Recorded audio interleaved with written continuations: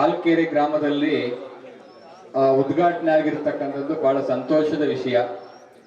ಪ್ರಾಯಶಃ ರೈತರ ಶಾಲೆ ಅನ್ನುವಂಥ ಪರಿಕಲ್ಪನೆ ಇದೇ ಒಂದು ಮೊದಲ ಹೆಜ್ಜೆ ಅಥವಾ ಇದೇ ಒಂದು ಮೊದಲ ಶಾಲೆ ಅಂತ ನಾನು ಭಾವಿಸ್ಕೊಂಡಿದ್ದೇನೆ.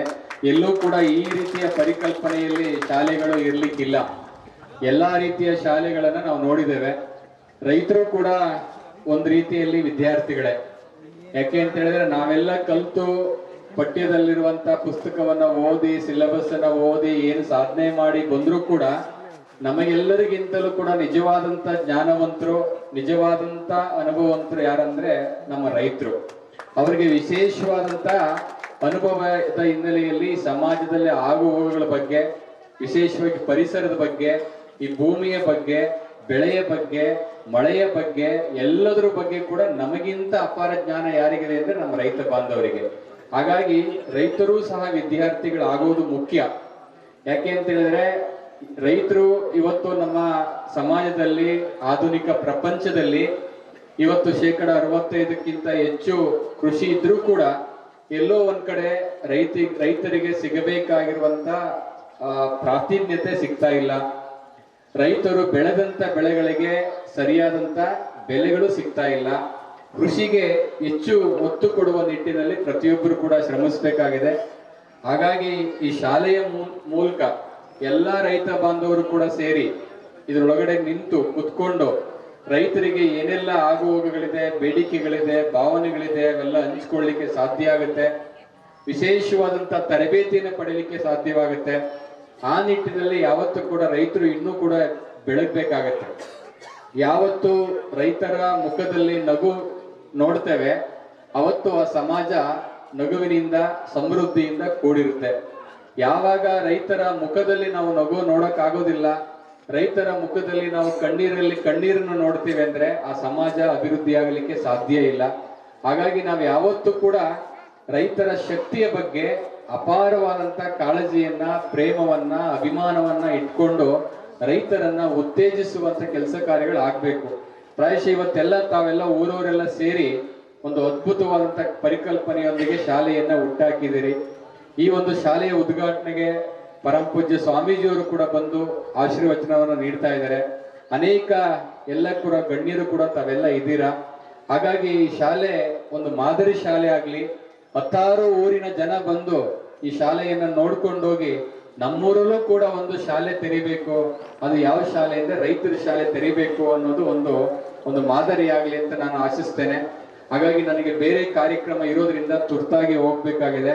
ಪರಮ ಪೂಜ್ಯ ಸ್ವಾಮೀಜಿಯವರ ಅನುಮತಿ ಮತ್ತೆ ಎಲ್ಲ ಗಣ್ಯರ ಅನುಮತಿನ ತೆಗೆದುಕೊಂಡು ನಾನು ನಿರ್ಗಮಿಸಬೇಕಾಗಿದೆ.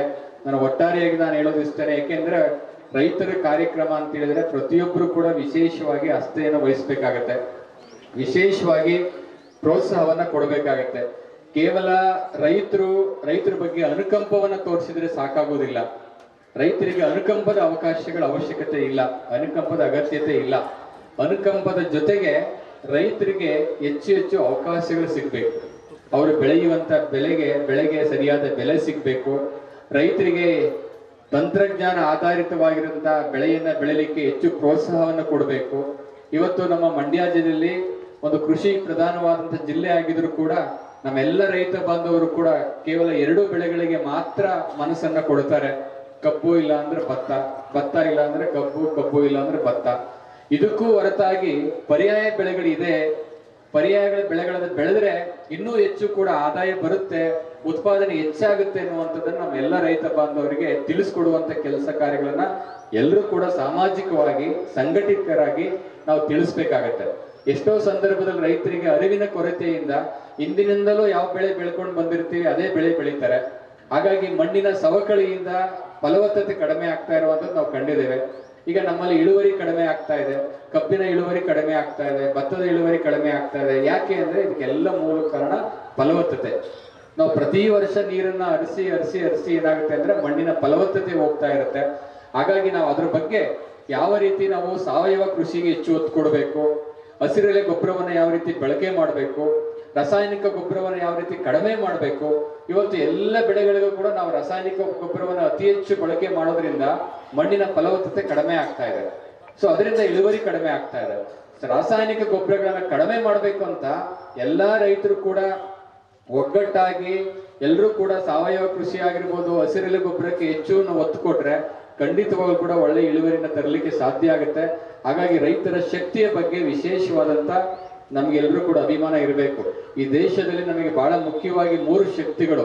ಒಂದು ಶಿಕ್ಷಕರ ಒಂದು ಶಕ್ತಿ, ಇನ್ನೊಂದು ಸೈನಿಕರ ಶಕ್ತಿ, ಇನ್ನೊಂದು ಕೃಷಿಕರ ಶಕ್ತಿ. ಈ 3 ಶಕ್ತಿಗಳಿದೆಯಲ್ಲ, ಈ 3 ಶಕ್ತಿಗಳಿಗಿಂತಲೂ ಕೂಡ ಇನ್ಯಾವ ಶಕ್ತಿಯೂ ಇಲ್ಲ ಅಂತ ನಾನು ಹೇಳಲಿಕ್ಕೆ ಇಚ್ಛೆ ಪಡ್ತಾ ಇದ್ದಾರೆ. ಕೃಷಿಕ ಸರಿಯಾಗಿ ಬೆಳೆದ್ರೆ ದೇಶ ಅಭಿವೃದ್ಧಿ ಆಗುತ್ತೆ. ಶಿಕ್ಷಕ ಸರಿಯಾಗಿ ಪಾಠ ಮಾಡಿದ್ರೆ ಮಕ್ಕಳು ಒಳ್ಳೆಯವರಾಗ್ತಾರೆ. ಸೈನಿಕ ಸರಿಯಾಗಿ ನಿಂತು ಗಡಿ ಕಾಯ್ದ್ರೆ ನಮ್ಗೆಲ್ಲ ರಕ್ಷಣೆ ಸಿಗುತ್ತೆ. ಈ 3 ದೃಷ್ಟಿಕೋನಗಳಲ್ಲೂ ಕೂಡ ನಾವು ಹೆಚ್ಚು ಒತ್ತನ್ನ ಕೊಡಬೇಕು ಅಂತ ಹೇಳಿ ವಿಶೇಷವಾಗಿ ಇವತ್ತು ಒಳ್ಳೆ ಶಾಲೆ ತೆರೆದಿದ್ದೀರಾ. ಒಳ್ಳೆಯದಾಗ್ಲಿ. ಇದೇ ರೀತಿ ಬೇರೆ ಬೇರೆ ಗ್ರಾಮಗಳಿಗೆ ಮಾದರಿಯಾಗ್ಲಿ ಅಂತೇಳಿ ನನ್ನ ಮಾತನ್ನ ಮುಗಿಸ್ತೇನೆ. ತಮ್ಮೆಲ್ಲರ ಅನುಮತಿಯನ್ನ ಪಡೆದು, ವಿಶೇಷವಾಗಿ ಸ್ವಾಮೀಜಿಯವರ ಮತ್ತೆ ಎಲ್ಲ ಗಣ್ಯರ ಅನುಮತಿ ಪಡೆದು ನಾನು ಹೊರಡಬೇಕಾಗಿದೆ. ಹೋರಾಟ ಯಾರು ಕೇಳುತ್ತಾರೆ? ರೈತನ ಪರದಾಟ ನೆರವಾಗಬೇಕು ಅನ್ನೋ ಸದುದ್ದೇಶದಿಂದ ವ್ಯವಸಾಯವನ್ನ ಶುರು ಮಾಡ್ತಾನೆ. ಅದೆಷ್ಟು ಬಾರಿ ರೈತನೇ ಕಂದ. ರೈತಾಪಿ ಕುಟುಂಬದಲ್ಲೇ ಬೆಳೆದಂತಹ ಬಹಳಷ್ಟು ಜನರ ಗುಂಪೊಂದು ಬಹಳ ಬಾರಿ ಯೋಚನೆ ನಾನೇನು ವ್ಯವಸಾಯ ಮಾಡಬೇಕು ಒಬ್ಬ ರೈತ ಅನ್ನೋದನ್ನ ಒಂದು ಕಂಪನಿಯವರು ಅಲ್ಲಿ ಕೂತ್ಕೊಂಡು ಡಿಸೈಡ್ ಮಾಡ್ತಾನೆ. ಯಾವ ಧಕ್ಕೆ ಆಯ್ತು, ನಾವ್ ಯಾವಾಗ ಬೇರೆಯವರು ನಂಬೋದಕ್ಕೆ ಶುರು ಆದೋ